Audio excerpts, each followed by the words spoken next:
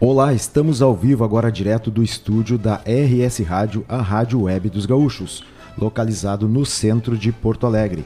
Está iniciando agora o programa RS em Pauta, análise e debate das principais pautas do Rio Grande do Sul, do Brasil e do mundo. Eu sou o jornalista Everton Lacerda e me acompanho aqui para debater as principais notícias os auditores fiscais Christian Azevedo e Diego de Grazia. Os ouvintes também podem participar enviando comentários ou perguntas até o 12h30 através do WhatsApp número 51996-697-564. O RS em Pauta é transmitido ao vivo de segunda-feira a partir do meio-dia. Hoje entramos no ar um pouquinho mais tarde em função de uma gravação de programa aqui no estúdio do Sindifisco RS. Sejam muito bem-vindos, Christian e Diego. Obrigado por mais essa oportunidade. Um grande prazer estar aí com os ouvintes do RS em Pauta e contigo, Everton e Diego, mais uma vez. Bom dia, pessoal. Então tá bom, pessoal. Hoje de manhã foi deflagrada uma operação conjunta aí, Ministério Público, Receita Estadual, ali da Secretaria da Fazenda. É a Operação Balsas, né, que está buscando aí 150 milhões de reais em sonegação e talvez enriquecimento ilícito também. Agora há pouco estava tendo ali na sede da Secretaria da Fazenda uma coletiva de imprensa. Eu estava ali acompanhando e o secretário da Receita Estadual, o subsecretário Ricardo Neves Pereira, estava explicando um pouco sobre esta operação. Vamos ouvir agora. Para a gente apresentar alguns dados dessa operação que foi realizada no dia de hoje, Operação Balsa, e dizer que é mais uma das operações que nós estamos trabalhando em conjunto no CIRA. O CIRA é o nosso Comitê Interinstitucional de Recuperação de Ativos, onde nós trabalhamos fortemente e intensamente com a Procuradoria-Geral do Estado, a Procuradoria-Geral de Justiça, para ações de combate especialmente à fraude estruturada, que é o caso da operação de hoje. Nós estamos falando de uma operação de mais de 150 milhões de reais devidos e não pagos ao erário, e são operações que prejudicam muito a concorrência num setor que é estratégico, né, para a sociedade, que é o setor de distribuição de medicamentos. Então nós estamos intensificando essas ações e ano que vem, inclusive, estaremos consolidando essa estrutura do CIRA num espaço físico para que essas ações possam ser mais intensificadas. Queria dizer também que nesse universo de empresas devedoras contumazes, nós estamos falando aqui de mais ou menos 1.200 empresas que devem para o Estado, ou seja, recolhem o tributo do cidadão e não repassam para o Estado, no montante de 4 bilhões de reais. E essas empresas são alvo da nossa ação, especialmente para combater isso, que é crime contra a ordem tributária. E é esse o nosso intento. E agora nós vamos passar para o Procurador-Geral para fazer uma pequena exposição e, na sequência, a gente apresenta os dados da operação. Muito obrigado, Ricardo. Cumprimento a todos.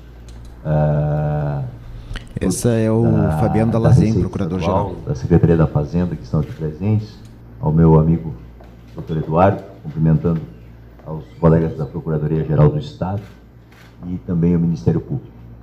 Eu acho que essa mesa é um símbolo de uma nova etapa, de uma nova era no combate à sonegação fiscal no Estado do Rio Grande do Sul. Não que esse trabalho não fosse ou não estivesse sendo feito.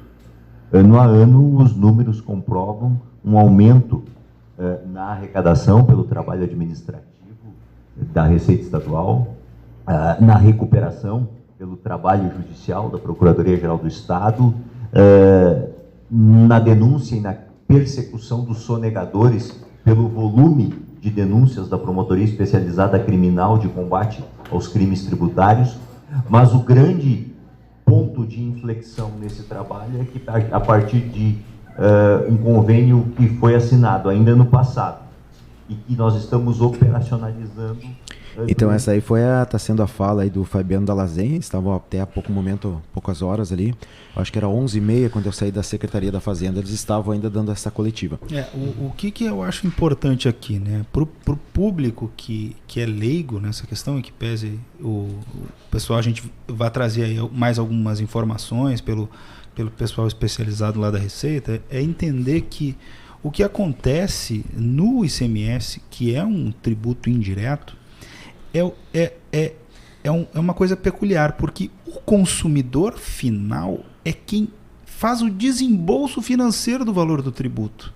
Porque o ICMS é um tributo indireto no qual o valor do tributo está incluído por dentro do cálculo, né? Ou seja, quando você paga R$100 de ICMS, você está pagando os R$18 do ICMS. Vamos fazer um cálculo fácil aqui, apenas para exemplificar. O contribuinte que paga aqueles R$100, ele que paga os R$18, por assim dizer, que seriam, né, incidentes nessa operação. Então, quando o atacadista, quando a loja que vende, ela cobra esse valor, ela recebe o valor do tributo do contribuinte. O que ela não faz é repassar o valor para o Estado. Então não é uma coisa. Isso é importante que fique claro nos tributos indiretos. A população tem que saber disso, né? Porque não é que ele deixou de pagar o valor para o Estado, né? Que ele deveria pagar, que se oneraria ele. Não, ele já repassou esse valor. O contribuinte final, o consumidor final já pagou esse valor efetivamente. Ele só tem o dever, porque ele é o contribuinte de direito, né? Isso é uma distinção que nós temos aí na ideia do direito tributário, a diferença entre o contribuinte de fato e o contribuinte de direito. Quem é o contribuinte de fato? É o consumidor final. Quando você compra um medicamento, você paga o valor do tributo, que deveria ser recolhido aos cofres públicos, do qual, né, a obrigação é do contribuinte de direito, que é o que está lá na legislação, de passar para o Estado. Ele não passa. Então isso, né, o contribuinte pagou, onerou o consumidor pagou, onerou o consumidor final. Onerou o concorrente que efetivamente faz isso, né? E onerou a sociedade, porque esses valores não revertem para a sociedade. Então, essas operações aí são operações importantíssimas, né? Que os colegas da Receita Estadual têm essas avaliações, acompanham essas empresas, né? De forma bem metódica, e é o papel. A fiscalização tem que estar na rua. Né? É uma ideia, inclusive, de prevenção geral, né? Tem que saber que existe a fiscalização. Tu tá na rua, na verdade, é o ápice, né? O ponto final.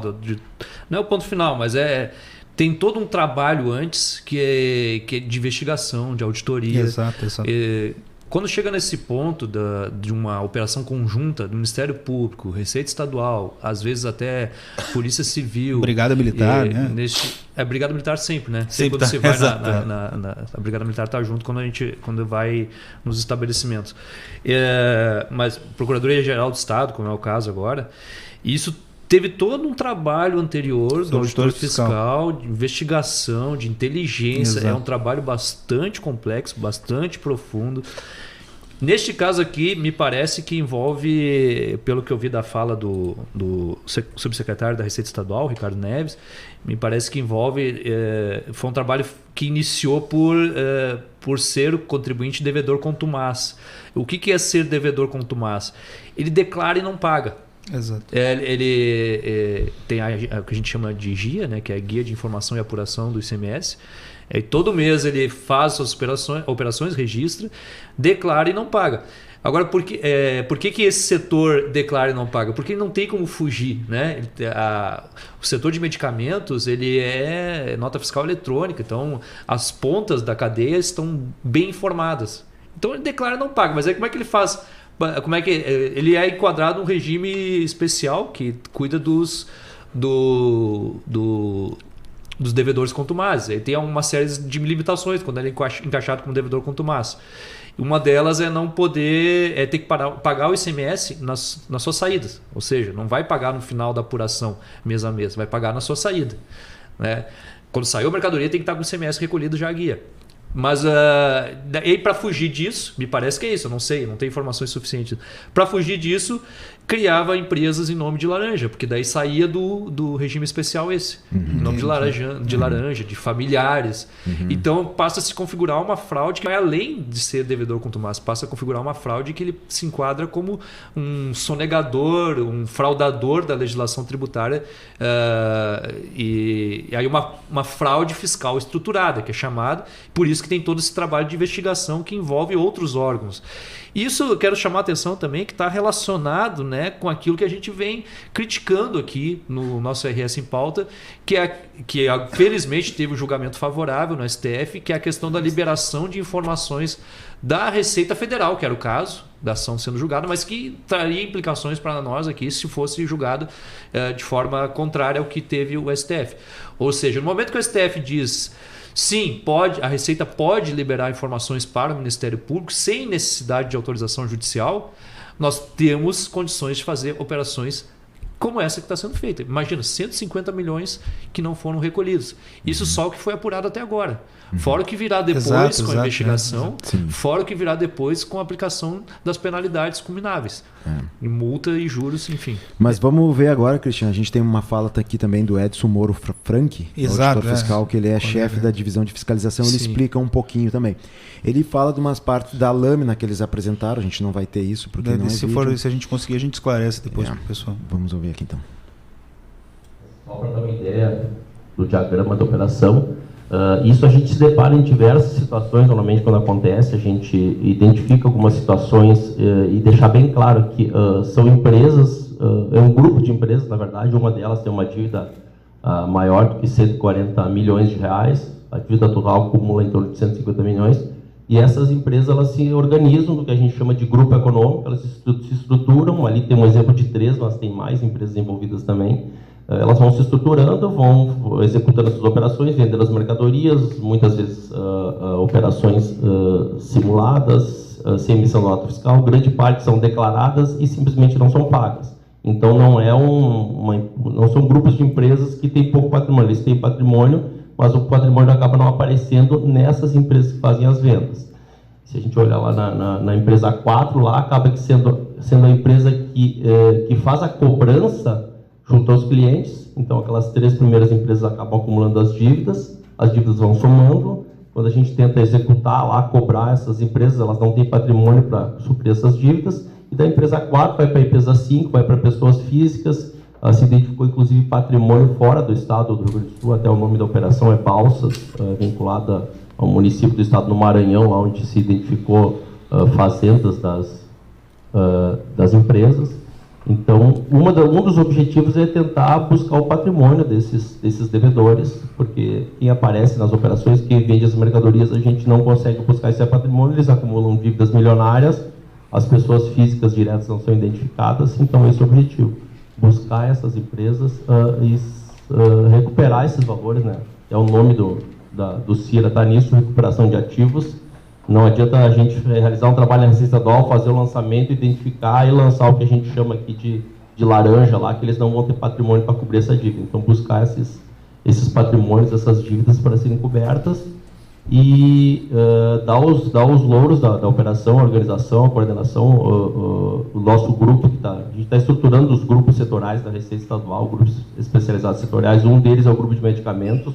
Aqui o colega Fernando Henrique, que é o coordenador do grupo, que pensou toda a operação, juntamente com o Ministério Público e a PGE. O trabalho tem pelo menos 1 ano de investigação direta, de trabalho, de busca de provas. Grande parte das provas a gente já tem levantadas, e hoje a gente precisava de mais prova, mais vinculações dessas pessoas, dessas empresas que não cumpriram com a sua obrigação de pagar o imposto. Então, é uma organização para tentar buscar. A gente vem para uma coletiva dessa, depois se pergunta, mas desses 150 milhões, quanto vai entrar para o Estado? Quanto que entra de arrecadação? A gente gostaria que o máximo desse valor entrasse, que a gente pudesse buscar o patrimônio desses devedores, pudesse tentar vincular com aquela dívida, redirecionar, se puder, lá para as pessoas físicas envolvidas e comprovadas, e que esse dinheiro todo voltasse para os cofres do Estado, que no fim, como foi comentado pelo Lazer, pelo Ricardo, enfim, isso aí foi cobrado. Na hora de vender a mercadoria, se colocou no valor da nota lá, o consumidor foi lá e pagou, e aquilo ali simplesmente não foi recolhido, e se estruturou um grupo de empresas para simular a existência dessas empresas de fato e não existir nenhum patrimônio para ser cobrado posteriormente. Então, esses são os objetivos. Uma equipe grande trabalhou pela Receita Estadual, foram mais de 50 pessoas trabalhando. Ressaltar também que a gente tem feito diversas operações na Receita esse ano e cada vez mais a gente vai fazer, e especificamente em relação a esse assunto, o tema de medicamentos, a ideia é que ainda tenha mais uma operação, sequência dessa, que alguns desdobramentos ainda estão aparecendo em relação à operação. Então esta foi a fala do Edson Moro Franks, chefe da Divisão de Fiscalização da Receita Estadual, agora há pouco ali na Secretaria da Fazenda. Ele esclarece um pouco mais, né, alguns dados sobre esta operação Balsas. Eu corrijo um pouco o que eu falei, porque eu disse, né, não tinha elementos. Me parece que o trabalho de investigação está visando a execução do patrimônio, né, dos devedores. Então, a criação de empresas em nome de laranjas é justamente para esconder esse patrimônio, visando a não executar esses bens. Então, é uma fase já posterior, né, aquilo que a gente chama de execução fiscal, né, que já chega no patrimônio da pessoa física, já está na fase judicial. E claro que envolve o trabalho da Receita Estadual conjunto e o trabalho investigativo que está sendo feito por esse órgão aí criado, que é o CIRA. O CIRA é o Comitê Interinstitucional de Recuperação de Ativos do Rio Grande do Sul. Congrega ali a Secretaria da Fazenda, Ministério Público, né? Receita Estadual e Procuradoria-Geral do Estado. Perfeito, ótimo. É importante atentar, né, que o Ricardo, o colega subsecretário, ele mencionou ali no começo da fala dele, dizendo que das empresas que estão ali no regime de acompanhamento, né, tem créditos em torno de 4 bilhões. Muita coisa. E aí a gente já vê, inclusive... 1.200 empresas. Né? A gente já vê, inclusive, né, corroborando aquilo que a gente vem dizendo aqui, né, que a saída está na Receita, está nessas atividades. Esses são os devedores contumazes. Exato, né? Ainda tem só os devedores contumazes. Né? Aqueles que declaram não pagam, fora aqueles que não declaram não pagam. Não pagam, exatamente. Esses são mais os sonegadores mesmo. O termo sonegação ele envolve o dolo, né? Envolve a intenção. Esse pessoal, o que acontece? Eles efetivamente declaram, mas não pagam. Isso é certo que existe, né? Então, fora tudo que tem por trás. Então, o fortalecimento da Receita Estadual é uma grande saída aí, né? Que nós defendemos aqui arduamente como sendo uma das grandes saídas para o Estado. A saída está no lado da Receita. Eu, inclusive, tive a oportunidade uma vez, né, de falar isso para o então candidato Eduardo Leite, num debate. Né, disse, candidato, o senhor sabe que ao lado da despesa, tudo que tinha que ser feito já foi praticamente feito. A saída está no lado da Receita. Né? Pelo jeito, ele não acreditou muito. Não, na época ele concordou comigo. Se eu não me engano, tem até gravado isso lá na SOFBM, esse debate, né? Ele concordou, inclusive, né? Diz, realmente é isso, a saída está na Receita. Em época de campanha, eles são tudo concordistas, né? Mas é que talvez a realidade, né, demonstre isso para ele, né? Porque olha aí o que está acontecendo, né? E se a tendência e se a Receita Estadual continua se organizando e continua fazendo isso, esses fatos falam por si, né? Uhum. Sabe, Diego, nós temos vários profissionais no Estado, fora do Estado. Professores dão aula, entendem de educação. Né? Os militares entendem da segurança. Eles cuidam da nossa segurança, nós temos que confiar neles. E nós temos uma categoria contratada pelo próprio Estado, que são os auditores fiscais, atuam dentro da Secretaria da Fazenda, na administração tributária do Estado. E como não ouvir? Eu sou, inclusive, eu vou um pouco além, né? Eu acho que a Receita Estadual tem que ser um órgão com autonomia, assim como o Ministério Público, assim como a Defensoria, assim como o Tribunal de Contas.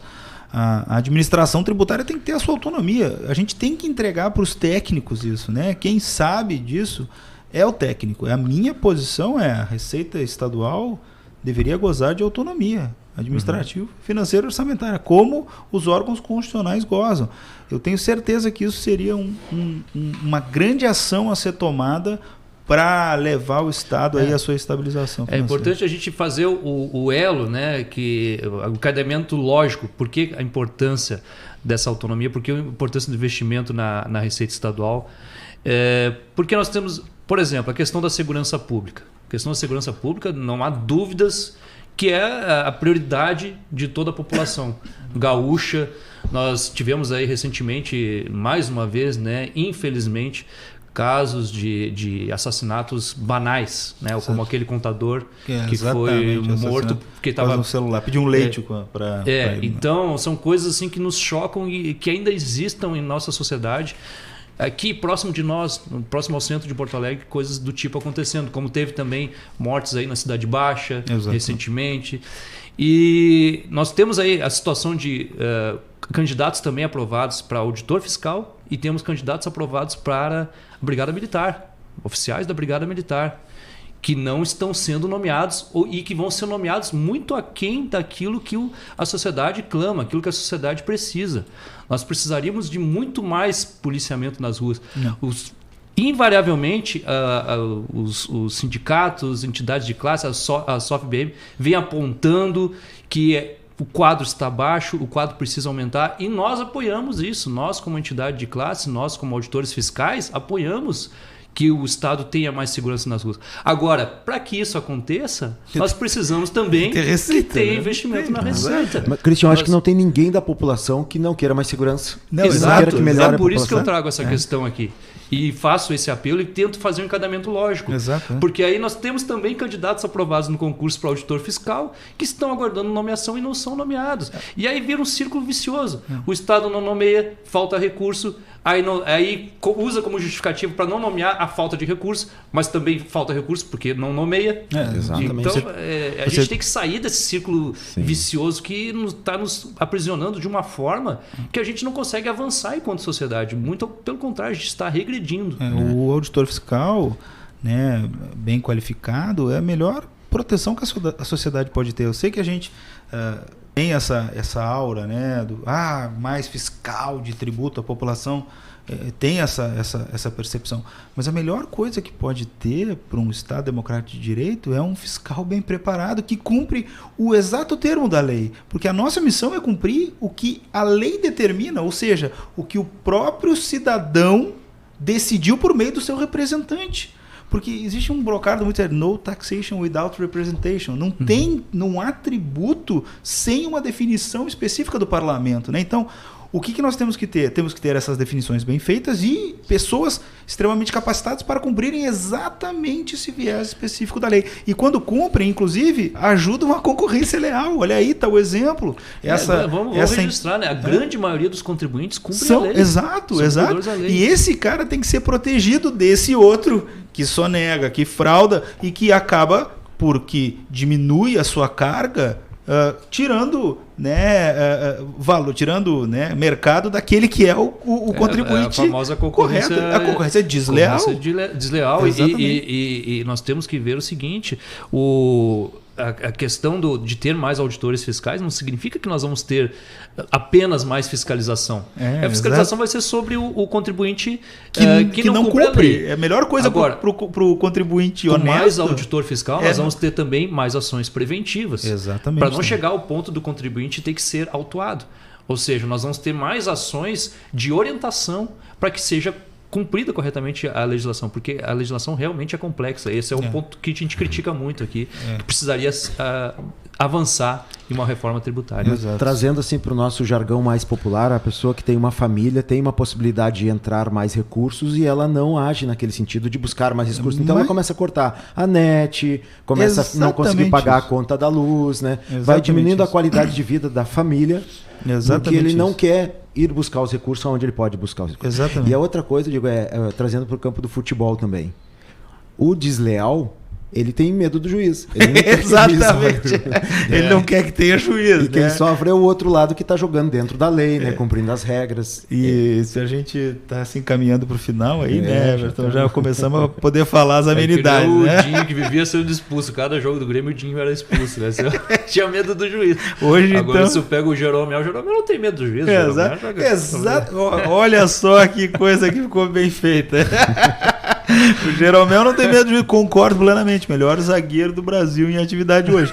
E hoje eu vou ver jogar o segundo, provavelmente, que é o Cuesta. O Cuesta é muito bom, realmente. Então hoje tem jogo de São Paulo. Tomara que o Inter me dê essa felicidade. Aliás, a dupla Grenal tem os melhores zagueiros do Brasil. Brasil. Essa zaga Jeromel Cuesta, pra mim, ali é uma zaga fantástica. Espero que o juiz tenha uma boa atuação também. Né? Exato. Que o jogo seja... com isenção e com competência. Só para fechar, Everton, queria deixar uma dica pro pessoal aí, a crônica do meu conhecido. Fui amigo, hoje não tenho contato, mas tomei vários chopps cremosos no Lilliput com o Davi Coimbra, né, no tempo de faculdade. E o Davi hoje está com uma crônica muito legal, que é sobre a história do menino, aquele que criou o jingle com seu avô, que nós passamos aqui. E é uma crônica muito legal, vale a pena ler, pessoal. E só uma passagenzinha, olha só que legal, Everton, como a gente gosta, né? Diz o Davi sobre o menino. Segunda-feira ele entrou no estúdio da Timeline da Gaúcha, como entraria qualquer jovem da sua geração. Olha que legal. Debaixo de um boné, dentro de uma camisa e atrás de um sorriso. Vamos lá, pessoal. Legal. Boa então, tarde. Tá, pessoal. Obrigado pela companhia de todos. Parabéns aí à nossa Receita Estadual e aos outros. Parabéns aos colegas. Parabéns, exatamente. Um grande abraço. Então, quero deixar um abraço também aos nossos ouvintes e a reprise do programa estará disponível no site www.rsradio.com.br. Tenham todos uma boa tarde.